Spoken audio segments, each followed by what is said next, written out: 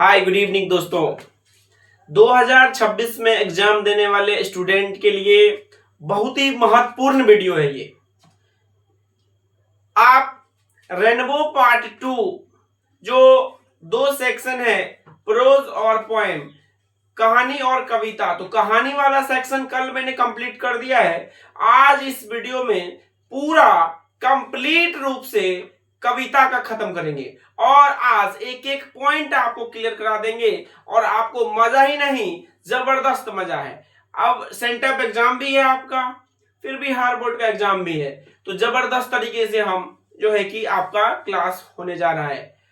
और दोस्तों के साथ ना वीडियो को शेयर कर दीजिए, मजा आएगा। थोड़ा दोस्तों के साथ ना वीडियो को शेयर कर दीजिए, अब मजा आने वाला है। कविता का एक एक भाग हम आपके लिए क्लियर करेंगे। रेनबो पार्ट 2 पोएम कविता सेक्शन सारा चैप्टर पे एक ही वीडियो में काम करेंगे। ऑल सारे अध्याय सारे चैप्टर का खात्मा हम एक ही वीडियो में करेंगे। हो जाइए तैयार, सीट की पेटी बांध लीजिए। क्या दोस्तों के साथ शेयर कर दिया वीडियो? तैयार हैं? चलिए दोस्तों के साथ शेयर कर लीजिए वीडियो। हो गया?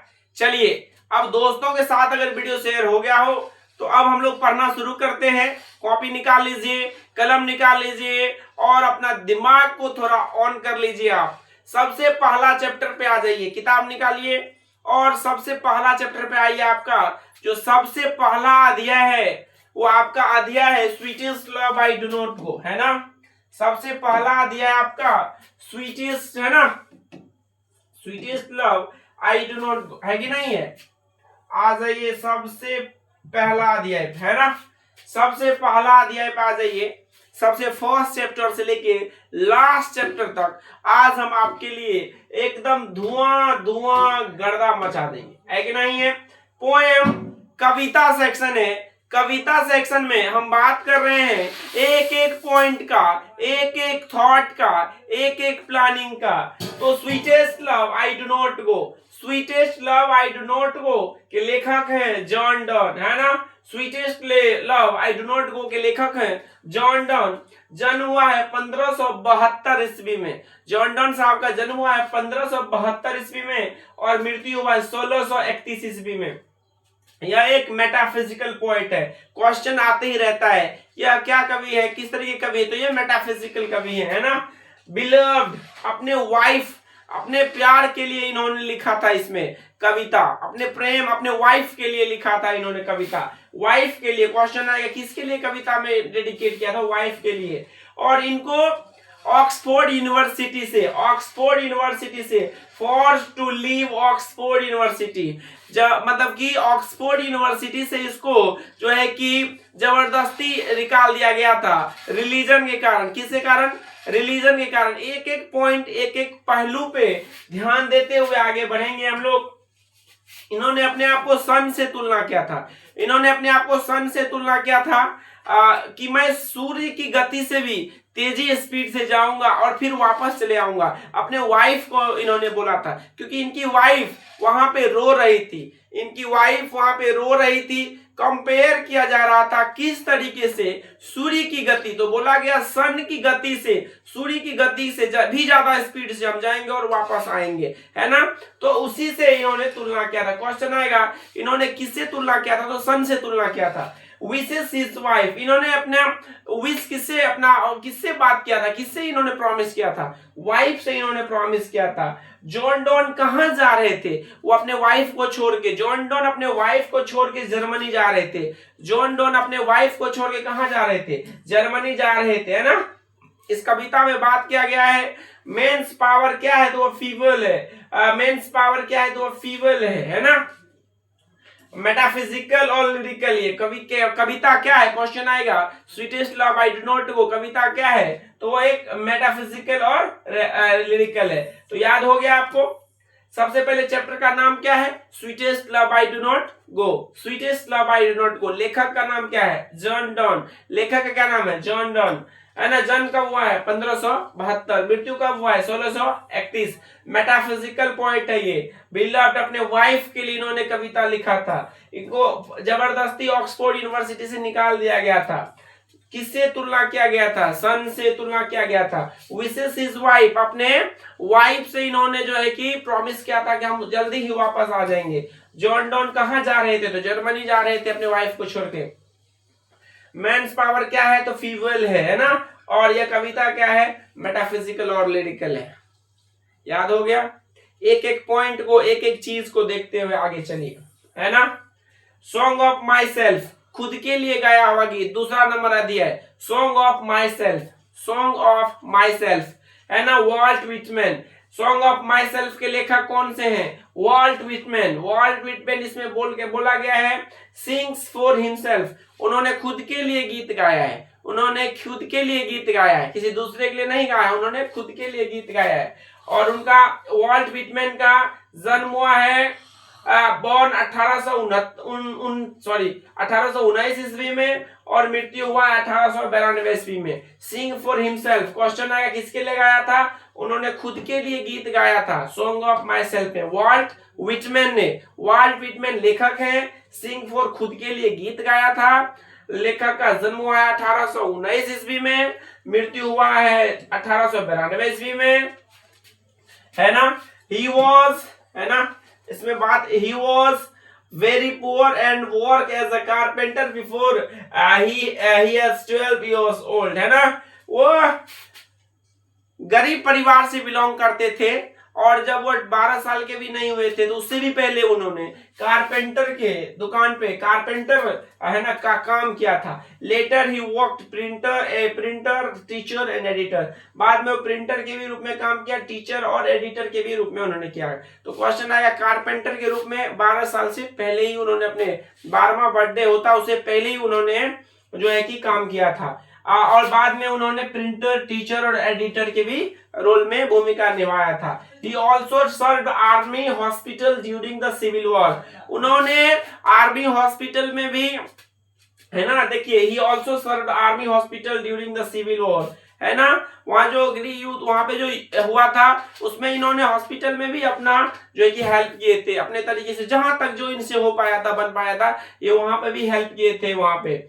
हिज इंपॉर्टेंट वर्क्स, ये क्वेश्चन आएगा कि इंपॉर्टेंट वर्क्स, उनका किताब क्या क्या लिखा हुआ है, ये महत्वपूर्ण क्वेश्चन है। तो लीव्स ऑफ ग्रास क्वेश्चन आ चुका है, क्वेश्चन आएगा लीव्स ऑफ ग्रास कब लिखा गया है? तो 1855 ईस्वी में। किसने लिखा है लीव्स ऑफ ग्रास को? तो लीव्स ऑफ ग्रास को लिखा वॉल्ट विटमैन ने। फिर क्वेश्चन आ जाएगा ड्रम टेप्स कब हुआ था? तो 1866 ईस्वी में। ड्रम टेप्स कब हुआ था? 1866 ईस्वी में। किसने लिखा? वॉल्ट विटमैन ने लिखा है ना। और 37 इयर्स परफेक्ट हेल्थ, इसमें बात किया गया है इस कविता में कि 37 इयर्स का जो हेल्थ होता है वो परफेक्ट हेल्थ होता है। एक एक चीज, एक एक बात, एक जबरदस्त हेल्थ इस एज में है। क्वेश्चन आएगा कितने साल का हेल्थ परफेक्ट एज दिखाया गया है इस अध्याय में? तो इस अध्याय में बात किया गया है 37 इयर्स परफेक्ट है ना। और यह कविता क्या है? तो एक लिरिक है। क्वेश्चन आएगा कि सॉन्ग ऑफ माई सेल्फ क्या है? तो एक लिरिक है। सॉन्ग ऑफ माई सेल्फ क्या है? तो एक लिरिक है। यस, होशियार हो जाओ, तैयार हो जाओ, होशियार हो जाओ, तैयार हो जाओ, और 2026 में 400 के पार मार्क लाने के लिए तैयार हो जाओ, है कि नहीं है? दिल बैठता है बैठने मत दो, दिल बैठता है बैठने मत दो, मन उछलता है उछलने मत दो, दिल बैठता है बैठने मत दो, मन उछलता है उछलने मत दो। अरे बेवकूफों, एक बार मार्क तो लेके आओ 400 पार, पूरी दुनिया तुम्हारा मन के पीछे पड़ जाएगा, है कि नहीं है? तो होशियार हो जाओ, होशियार, तैयार हो जाओ। और एक एक बात है ना, एक एक चीज, एक एक बात को, है ना, एक एक सोच, एक एक चीज अपना जो है कि वो रखना पड़ता है। अब आगे की, है ना, सीट की पेटी बांध लीजिए। अब आगे हम लोग पढ़ने के लिए जा रहे हैं। अब तीसरा नंबर चैप्टर इसमें हम पढ़ेंगे, now the leaves are falling fast, now the leaves are falling fast, है ना, बगल वाले, है ना, now the leaves are falling fast, है कि नहीं है? इसमें क्या है? नाउ द, तीसरा अध्याय हम लोग पढ़ रहे हैं, now the leaves are falling fast. Now the leaves are falling fast के लेखक है W.H. Auden. Now the leaves are falling fast के लेखक है W.H. वुडेन। जन्म हुआ है 21 फरवरी 1907 में, जन्म हुआ है 21 फरवरी 1907 में, मृत्यु हुआ है 29 सितंबर 1948 में। मृत्यु हुआ 29 सितंबर 1948 में। एक एक पॉइंट को याद रखना है। और यह जो कविता है क्या, एक लिरिक है। Now the leaves are falling fast क्या है, एक लिरिक है ना। क्वेश्चन आएगा, now the leaves are falling fast के लेखक का नाम बताइए। W.H. वुडेन। जन्म कब हुआ है, 21 फरवरी 1907 में। मृत्यु कब हुआ है, 19 सितंबर 1948 में। एक लिरिक है, इसको पुलित्जर प्राइज भी मिला है। क्वेश्चन आएगा कि जो है कि W.H. वुडेन को क्या प्राइज मिला है, तो पुलित्जर प्राइज मिला है 1948 ईस्वी में लिटरेचर को लिखने के लिए, है ना। पुलित्जर प्राइज मिला है इसको कब, 1948 ईस्वी में। याद रखिएगा एक एक बात को। His important works, इसका जो महत्वपूर्ण कार्य है, and the age of NIST, New Year Letter, ये सारे इनके इंपॉर्टेंट वर्क्स हैं। ये सब याद रखना है आपको एक एक पॉइंट को। कितना स्टेंजा में कविता को बांटा गया है, 5 स्टेंजा में बांटा गया है इसको। कितना, 5 स्टेंजा में इसको बांटा गया है कि नहीं है। क्वेश्चन आएगा टोटल कितना स्टेंजा है, 5। The prams are rolling, the prams are rolling मतलब कि जो चक्का होता है ना, आगे जीवन का चक्का आगे की ही तरफ बढ़ता है। जीवन हम लोग का ना आगे की ही तरफ बढ़ता है। The prams are rolling, the falling of leaves, the falling of leaves, पतझड़ के महीने में इस पे बात किया गया है। पत्ते कैसे झड़ रहे हैं, है ना। हम लोग जो है कि अपने जीवन में किस तरीके से अपने उम्र के पड़ाव को पार कर रहे हैं। और इसमें बात किया गया है द प्रेम्स आर रोलिंग, चक्का की तरह जो है कि आगे की तरफ बढ़ रहा है। द फॉलिंग ऑफ लीव्स, पत्ते तेजी से अब झड़ रहे हैं, है कि नहीं है। चैप्टर का नाम है now the leaves are falling fast. लेखक है W.H. वुडेन। जन्म हुआ 21 फरवरी 1907 में। मृत्यु हुआ है 19 सितंबर 1948 में। यह एक लिरिक है, क्या है, एक लिरिक है। अवार्ड मिला है, पुलित्जर प्राइज मिला है 1948 ईस्वी में। और ये सारे इसके महत्वपूर्ण वर्क्स हैं। ठीक है बच्चों, एक एक बात बढ़िया से अस्थिर से समझो। लेखा के बारे में किताब निकाल लो और बढ़िया से एक एक बात को समझो। अगला चैप्टर है ode to autumn. Ode to autumn, लेखक है जॉन कीट्स, राइटर है जॉन कीट्स। जॉन कीट्स का जन्म हुआ 31 अक्टूबर 1775 ईस्वी में लंदन में। और मृत्यु हुआ है 23 फरवरी 1821 में। He died of tuberculosis, TB के वजह से इनका मौत हो गया था, है ना। बहुत कम आयु इन्होंने धरती पे बिताया। टोटल सिर्फ 26 साल में इनका डेथ हो गया था। सिर्फ 26 साल के एज में इनका मौत हो जाता है। सिर्फ 26 साल के एज में इनका मौत हो जाता है। 23 फरवरी 1821 को He died of tuberculosis, TB बीमारी जो होता है उसी की वजह से, है ना। डीपली इंटरेस्टेड इन क्रिकेट, इनको एक चीज बहुत पसंद था, क्रिकेट खेलना इनको बहुत ज्यादा पसंद था, क्रिकेट खेलना। Deeply interested in cricket and boxing, बहुत ज्यादा इनको मजा आता था क्रिकेट खेलने में और बॉक्सिंग करने में। हाँ भैया मेरे को भी आता है, हर इंसान को आता है। अपने अपना एक गेम है, दिल की बेरुखी को हटा डालो और पढ़ाई में मन लगा डालो। अगर पढ़ाई में मन लग जाएगा तो एकदम से दुनिया तुम्हारे पीछे लग जाएगा। तो दुनिया को पीछे लगाओ, अपने आप को आगे बढ़ाओ, सफलता अपने आप आना तय है। डीपली इंटरेस्टेड, ये सारे his poems Endymion was well appreciated by, ये जो कविता है ना, इसको ये ना आप वर्ड्सवर्थ एक लेखक है, बहुत फेमस लेखक है, उसको जो है कि बहुत ही ज्यादा सराहा था, है ना। His poem Endymion was well appreciated by Wordsworth. It was published in 1818 में ये कविता पब्लिश हुआ था। उस समय इनको ना बहुत ही ज्यादा सराहा गया था, बहुत ही ज्यादा। और यह कविता क्या है, तो ओड है। क्वेश्चन आएगा ओड टू ऑटोमन क्या है, तो ओड है। टिक मारना, एक एक बात को गहराई से समझिए। कितना स्टेंजा है इस कविता में, तो टोटल 3 स्टेंजा है। कितना स्टेंजा है इस कविता में, टोटल 3 स्टेंजा है। ईच स्टेंजा है जो है ना 11। हर स्टेंजा में कितना लाइन है, 11 लाइन है। एक स्टेंजा में कितना लाइन है, 11 लाइन है। टोटल कितना स्टेंजा है, 3 स्टेंजा है। यस और नो। क्वेश्चन है कितना स्टेंजा है, 3। कितना स्टेंजा है, एक लाइन में, एक मतलब एक स्टेंजा में कितना लाइन है, 11, है कि नहीं। एक कविता क्या है, ओड। और जो है कि इसको जो है कि कितना साल में मृत्यु हुआ, 26 साल में। किसके वजह से, ट्यूबरक्लोसिस की वजह से। एक एक बात को रटिए, एक एक बात को आइए। एन एपिटफ, है ना, एन एपितफ, ये कविता भी मजेदार है, पढ़िए। वाल्टर डेलामेयर है ना, एक कविता है, लेखक है वाल्टर डेलामेयर, है ना। जन्म हुआ है सब 25 अप्रैल 1873, 25 अप्रैल 1873, वाल्टर डेलामेयर, है कि नहीं है। 25 अप्रैल 1873 जन्म हुआ है, 25 अप्रैल 1873 में। The village of Carlton Kent, England, है ना, इंग्लैंड में इनका जन्म हुआ है वाल्टर डेलामेयर का। और मृत्यु हुआ है 22 जून 1956 ईस्वी में, मृत्यु हुआ है 22 जून 1956 ईस्वी में। और यह कविता बोलेगा ये कि एन एपितफ क्या है, एक एलिगी है, क्या है, एक एलिगी है, ध्यान रखिएगा। He lost his father at the age of the 4 and had moved with his family, है ना, टू लंदन। 4 वर्ष की जब थे ये, तब ये इनका वाल्टर डेलामेयर के पिताजी का डेथ हो गया था। और बाद में ये लोग अपने परिवार के साथ कहाँ चले गए, लंदन शिफ्ट हो गए। कहाँ शिफ्ट हो गए, लंदन।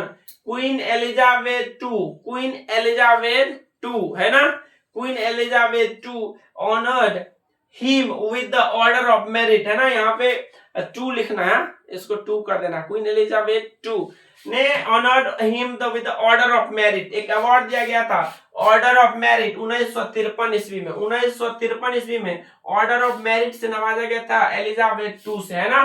क्वेश्चन आएगा ऑर्डर ऑफ मेरिट कब दिया गया था, 1953, है ना, किस समय में, तो क्वीन एलिजाबेथ टू, है ना, इनको ऑनर्ड किया था। His songs for children and peacock fight depict world of dreams, ये इनका इंपॉर्टेंट वर्क्स है ना, ये उनका इंपॉर्टेंट वर्क्स है। The poet makes us aware of the inhuman condition of the modern life, नए जमाने में किस तरीके से इंसानों के बारे में बात किया गया है, द मॉडर्न लाइफ के बारे में। द लेडी वॉज ब्यूटीफुल, इस कविता में खूबसूरत महिला के बारे में बात किया गया है, जो महिला अपने आप को वेस्ट कंट्री की महिला है, जो अपने आप को बहुत खूबसूरत मानती है। तो लेखक महोदय का कहना है कविता में कि एक ना एक दिन तो हर किसी को डेथ, मौत के ही मुंह में जाना है, क्यों ना एक सच्चे मन का प्रेम, सच्चा प्यार, सच्चे जगह, सच्चा दिल हो, जिससे कि इंसान एक दूसरे से प्रेम कर सके। आज तुम मर चुकी हो, लेकिन तुम्हारे यहाँ कोई कब्र पे रोने वाला नहीं है, क्योंकि तुम सच्चे प्यार नहीं किया, तुम्हारा हर जगह अलग अलग मन लगता था, जिसके वजह से आज तुम्हारे कब्र पे भी कोई रोने वाला नहीं है। This lady of the west country, question आएगा ये लेडी कहाँ की थी, सबसे खूबसूरत महिला थी, जो कहाँ की थी, वो वेस्ट कंट्री की थी। इसमें अपने एक खूबसूरत महिला के बारे में बात किया गया है, एन एपितफ के बारे में एक एपिसोड, है ना, कि अपने आप को इसमें बात किया गया है कि एक खूबसूरत महिला किस तरीके से अपने आप को दर्शा रही थी। चलिए अगला नंबर चैप्टर है the soldier, chapter number soldier, है ना, कहानी, सैनिक। खूब लड़ी मर्दानी वो तो झांसी वाली रानी थी। अरे भैया सोल्जर, देश के लिए मर मिटने वाले, देश के लिए कुछ भी कर लेने वाले हमारे सोल्जर, हमारे भारत देश के सोल्जर को सलाम है। आज भारत में अगर सोल्जर हैं, अगर सैनिक हैं, हमारे इंडियन आर्मी हैं, हम लोग सेफ हैं, एकदम मस्त हैं, जबरदस्त हैं। आज जो हम सही से खा पी पाते हैं, अच्छे से रह पाते हैं, इतने सही तरीके से हम लोग जीवन काट रहे हैं, तो कहीं ना कहीं उसका श्रेय जाता है इंडियन आर्मी और बीएसएफ के ऊपर। बॉर्डर पे वो लोग तैनात हैं, दिन रात जागते हैं, तो आज हम लोग सुरक्षित है। Thank you Indian army, thank you BSF, thank you love. हम जान तो हर इंसान को डेथ की तरफ जाना है, हर इंसान को मरना है, बट जो देश के लिए मरता है उसी को तो सैनिक कहते हैं कि नहीं है, उसी को तो सोल्जर कहते हैं। लव यू मैन, है कि नहीं है, thank you, love you BSF, love you Indian army. आप लोग भी प्यार कीजिए और जरूर इस वीडियो को इंडियन आर्मी वालों के पास पहुंचाइए। और thank you, love you man. जितना प्यार किया जाए उतना कम है इंडियन आर्मी और बीएसएफ। आज वो है तो हम सुरक्षित हैं, आज वो है तो हम सुरक्षित हैं। ये फूल भी खिले हैं, ये गुल भी खिले हैं, और ये 5G 4G 6G भी चले हैं, और दिल भी लगा है। आज अगर इंडियन आर्मी नहीं रहती तो ये दिल भी नहीं लगता, बाघ भी नहीं होता, और ये 5G नहीं चलता। तो लव यू इंडियन आर्मी, है कि नहीं है। चलिए रूपर्ट ब्रूक, कहीं ना कहीं सैनिक के बारे में हम बात करेंगे। द सोल्जर चैप्टर हम पढ़ने जा रहे हैं। द सोल्जर, इसमें एक सैनिक के ही बारे में बात किया गया है। रूपर्ट ब्रूक, जिनका जन्म हुआ है 3 अगस्त 1887 ईस्वी में, 3 अगस्त 1887 ईस्वी में, है ना, रग्बी यूनाइटेड किंगडम, ये जगह का नाम है यूनाइटेड किंगडम, इंग्लैंड में, यूके। वहीं पे रग्बी करके जगह है, वहीं पे इनका जन्म हुआ है। डाइड 23 अप्रैल 1915 में, मृत्यु हो गया इनका ग्रीक में, है ना। अलग अलग जगह पे इनका जन्म और मृत्यु हुआ है। Brooke is remembered as a war poet के रूप में बात किया गया। फर्स्ट वर्ल्ड वार, 2 विश्व युद्ध हुआ है, पहला विश्व युद्ध और द्वितीय विश्व युद्ध। तो पहला विश्व युद्ध कब हुआ है? 1914 से लेके 1918 तक। और द्वितीय विश्व युद्ध क्या कब हुआ है? सेकेंड वर्ल्ड वार, तो 1939 से 1945 तक। You have to understand about all the things, you have to understand about all the points, all the things, thoughts, whatever there. You have to always be careful with your book. You have to be there with your book, and always keep one thing in your mind. If you want to learn something, no, you have to read properly and you have to understand about all the things. Now here we are discussing about the soldier chapter. Now here we are discussing about the soldier. The soldier is Rupert Brooke. He was born on 3rd August 1887. At Rugby in United Kingdom. Now here we are with उनका मृत्यु हुआ है 23 अप्रैल 1915 ईस्वी में। Brooke is remembered as a war poet. Brooke is remembered as a war poet. War poet, युद्ध के दौरान इनका डेथ हुआ था ना, पहला विश्व युद्ध। फर्स्ट वर्ल्ड वार 1914 से लेकर 1918, पहला विश्व युद्ध के दौरान इनका मृत्यु हुआ था। W. Yeats, the famous poets, described him as the handsomest young man in England. बहुत खूबसूरत है ना, इसमें एक सैनिक के बारे में बात किया गया, बहुत ही खूबसूरत है और बहुत जबरदस्त तरीके से। आप कविता का पेज निकाल के देखिएगा, बहुत ही जबरदस्त। इसको हैंडसमेस्ट यंग मैन, सबसे खूबसूरत व्यक्ति इंग्लैंड का बताया गया था, सबसे खूबसूरत व्यक्ति। और सच में ये खूबसूरत भी है, बहुत ही जबरदस्त है ना। आर्मी वाले हैं और आर्मी में, है ना, आर्मी को तो वैसे भी हम लोग बहुत प्रेम और स्नेह देते हैं। His father was a house master at Rugby school. Rugby में जो स्कूल था वहीं पे वो हाउस मास्टर थे। सोनेट्स क्या होता है? सोनेट्स क्या होता है? जो 14 पंक्ति की कविता होती है, इसको क्या कहते हैं बच्चा? सोनेट्स। शुरू के 6 लाइन को क्या कहते हैं? सेसेट्स। और उसके नीचे के शुरू के 6 लाइन को क्या कहते हैं? शुरू के 8 लाइन को क्या कहते हैं? ऑक्टेव। और अंत के, तो इसमें डिफरेंस है। 6 लाइन वाले कवि 6 लाइन सेसेट्स और 8 लाइन ऑक्टेव। तो सोनेट्स क्या है? सोनेट्स आपका 14 पंक्ति की जो कविता है उसको क्या कहते हैं? सोनेट्स, है ना। जो 6 पंक्ति होता है उसको सेसेट्स, जो 8 पंक्ति है उसमें उसको ऑक्टेव। क्लियर है? चलिए आगे बढ़ते। A speaker in the poem is a soldier. जो इस चैप्टर में जो लेखक महोदय है वो क्या है? एक सोल्जर है। क्वेश्चन पूछा जाएगा, इस चैप्टर में जो लेखक महोदय वो क्या है? वो सोल्जर है, वो सैनिक है। वो क्या है? वो सोल्जर है, वो एक सैनिक है। वो एक एक बात को समझने की कोशिश करो। The soldier is a patriotic poem. एक सोल्जर, इसमें बात किया गया है एक सैनिक के बारे में, बात किया गया है एक सोल्जर के बारे में। इस चैप्टर में बात किया गया है पैट्रियोटिक, राष्ट्र के बारे में। राष्ट्र सर्वोपरि, जब तक देश नहीं तब तक हम भी नहीं। देश के सैनिक, देश के सिपाही, देश के अगर रक्षक सेफ है, सुरक्षित है, खुश है, तो निश्चित रूप से भारत देश के सभी लोग भी खुश है। यहाँ पे बात किया गया the soldier is a patriotic poem. The soldier क्या है? एक पैट्रियोटिक पोएम है, राष्ट्र कवि है ना। राष्ट्र के प्रति इसमें बात किया गया है कविता के बारे में। वार, ये कविता क्या है? तो वार पोएम है, ये पैट्रियोटिक पोएम है, ये राष्ट्र के हित के लिए बात किया गया। और सोनेट है ये चैप्टर क्या है? सोनेट है ये। सोनेट किसे कहते हैं? 14 पंक्ति कविता को सोनेट कहते हैं। याद हो गया सोल्जर चैप्टर। रूपर्ट ब्रूक, बढ़िया से ध्यान रखो, एक एक बात को याद रखो जितना बात बोला गया है। अगला चैप्टर है Macavity the mystery cat. Macavity the mystery cat, एक रहस्यमय बिल्ला के। मैकेविटी क्या है? एक कैट है। कैट माने बिल्ला, बिल्ली ये बोलता है ना, बिल्ली। मैकेविटी द मिस्ट्री कैट क्या है? एक बिल्ला है। लेखक कौन है? टी.एस. इलियट। कौन है लेखक? T S. Eliot. Thomas Stones Eliot का पूरा नाम है Macavity the mystery cat. Macavity the mystery cat, लेखक का नाम है मैकेविटी, है ना, सॉरी, चैप्टर का नाम है मैकेविटी द मिस्ट्री कैट और लेखक है T S. Eliot, Thomas Stone Eliot, है ना। और जन्म हुआ है 26 सितंबर 1888 में, यूएसए में, अमेरिका में, है ना। जन्म हुआ है 26 सितंबर 1888 यूएसए में। मृत्यु हुआ है 4 जनवरी 1965 में, यूके इंग्लैंड में, है ना। एक एक बात को समझिए। देखिए, जन्म हुआ यूएसए में, बाद में ये कहां चले गए? इंग्लैंड चले गए। ह्यूमरस पोएम, क्वेश्चन आएगा ये क्या है? क्वेश्चन आएगा अगर ये आपको कि मैकियावेली क्या है तो एक ह्यूमरस पोएम है ना, एक ऐसा कविता जो जबरदस्त आपको मजा आने वाला है अभी। He was born in USA but eventually settle in England. इसका जन्म कहाँ हुआ है? इसका जन्म हुआ है यूएसए में, बट वो कहाँ चले गए परिवार को लेकर के? वो बाद में इंग्लैंड चले गए, है ना। he was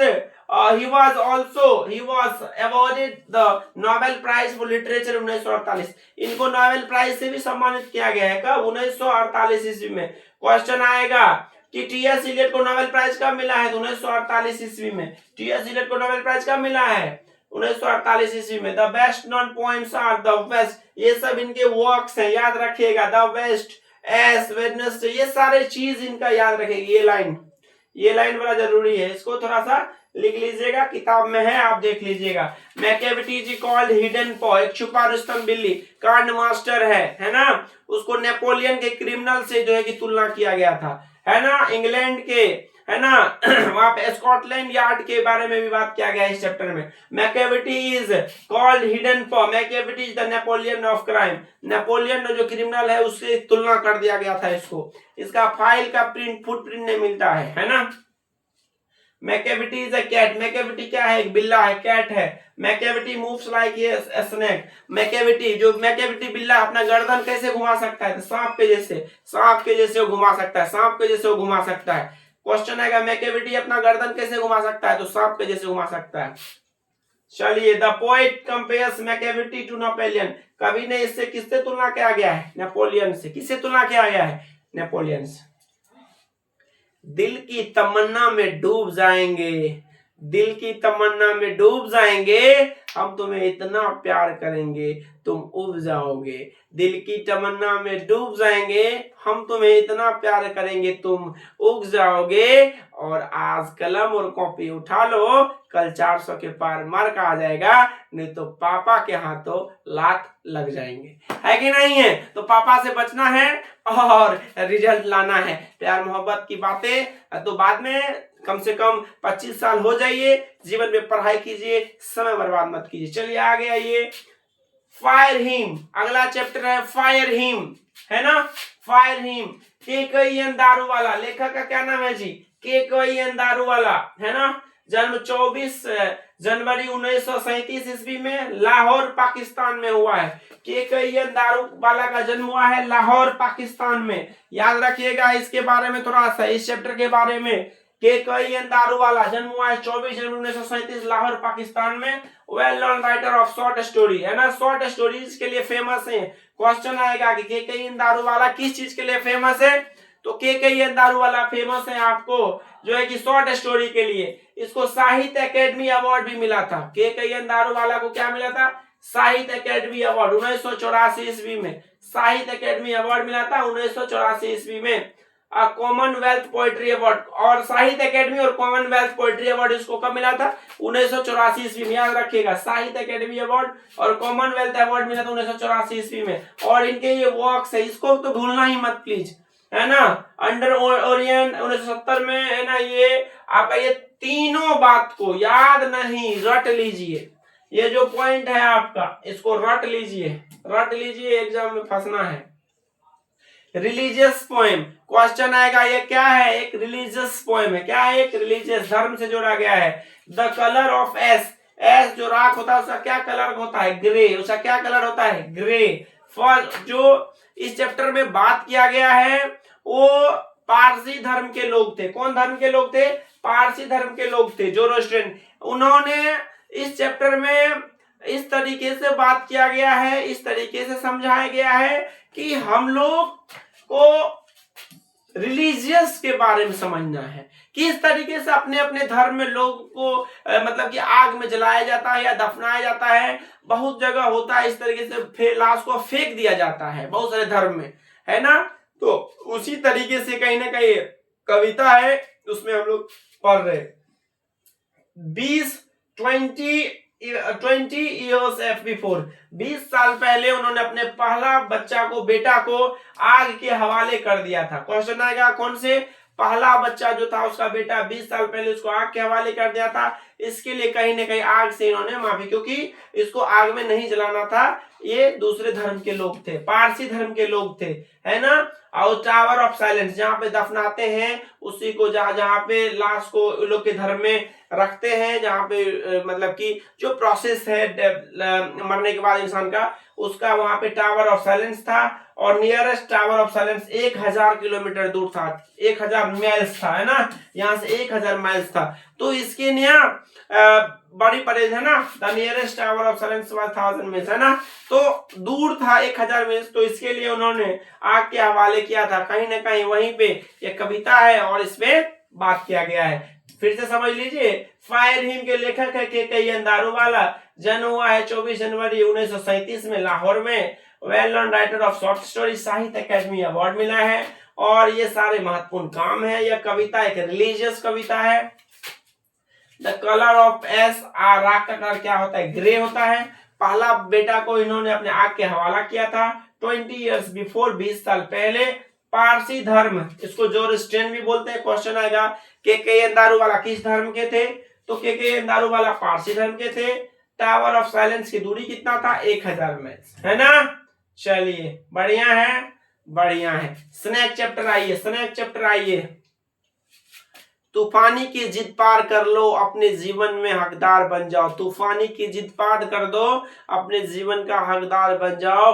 क्यों ना आज हम मन लगा के पढ़े और कल 400 के पार मार्क लेकर आ जाओ। चलो दोस्तों आगे पढ़ते हैं। स्नेक चैप्टर के आगे बढ़ते हैं हम लोग। स्नेक चैप्टर में D H Lawrence, David Herbert Lawrence, जन्म हुआ है 11 सितंबर 1885 में इंग्लैंड में। मृत्यु हुआ है 2 मार्च 1930 फ्रांस में। He was poet, novelist, short writer and essayist। ये सारे चीज थे। The poet saw a snake। इसमें लेखक ना, इसमें बात किया गया है कि एक सांप को देखा गया। कहाँ पे? वाटर ट्रक पास। अरे वो पानी पीने के लिए नहीं बनाते हैं अपने अपने दरवाजे पे। तुम लोग चापाकल कहीं कहीं लगता है तो लोग टूटी होता है पानी का, है ना। अरे जल नल योजना जो मुख्यमंत्री जी चलाए हैं नीतीश साहब, है ना, जल नल, है ना, उसी को वहां पे पानी पीने के लिए क्या आया था? क्वेश्चन है, पानी पीने के लिए क्या आया था? सांप आया था। और लेखक महोदय पैजामा पहन के गए थे। क्या पहन के गए थे?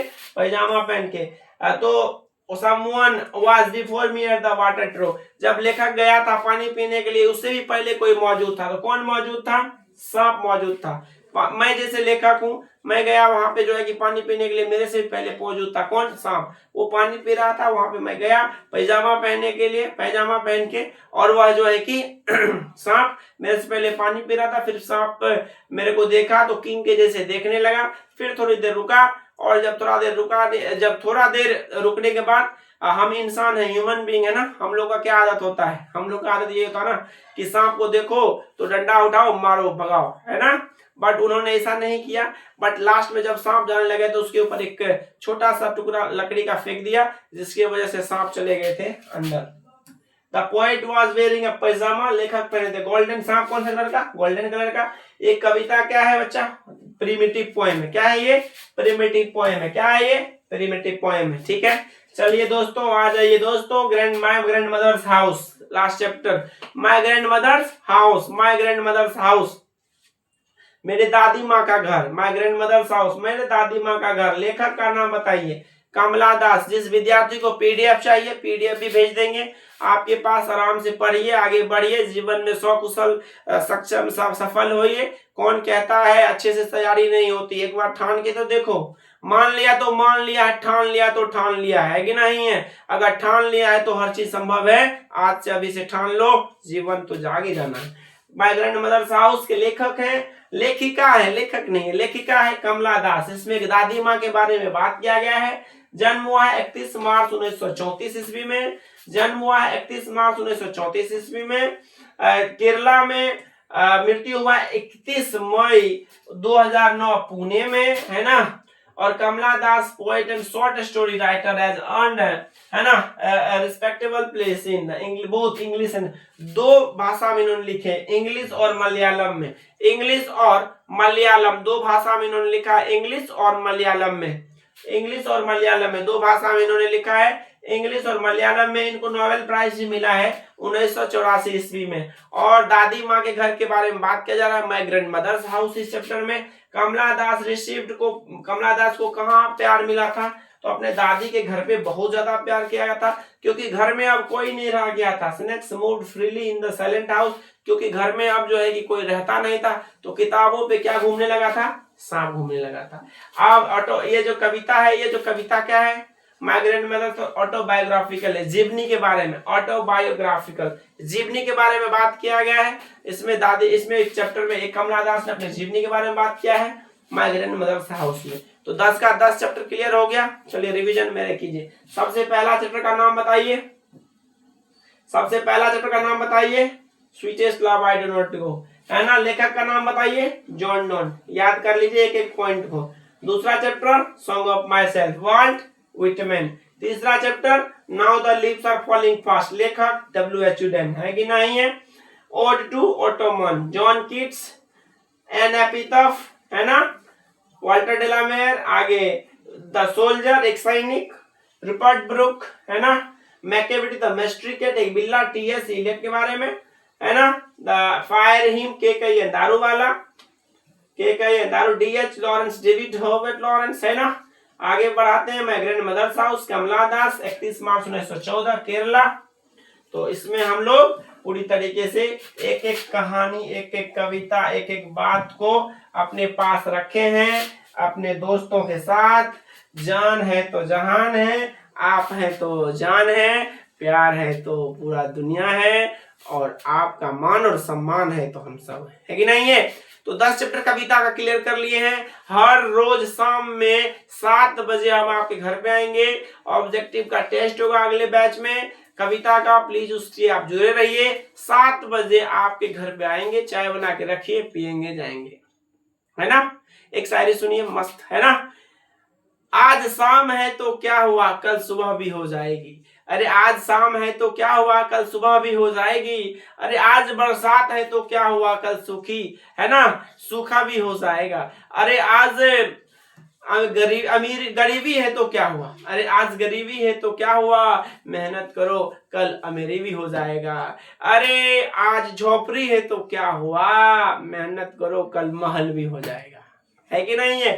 थैंक यू वेरी मच दोस्तों, लव यू ऑल। इसी तरीके से प्यार करते रहिए और दोस्तों के साथ शेयर कीजिए। दे दनादन, दे दनादन, नया बैच शुरू, और आपके लिए सूरज सर आपके पास हमेशा मौजूद रहेगा एग्जाम के दिन तक। Thank you man, love you all, मिलते हैं।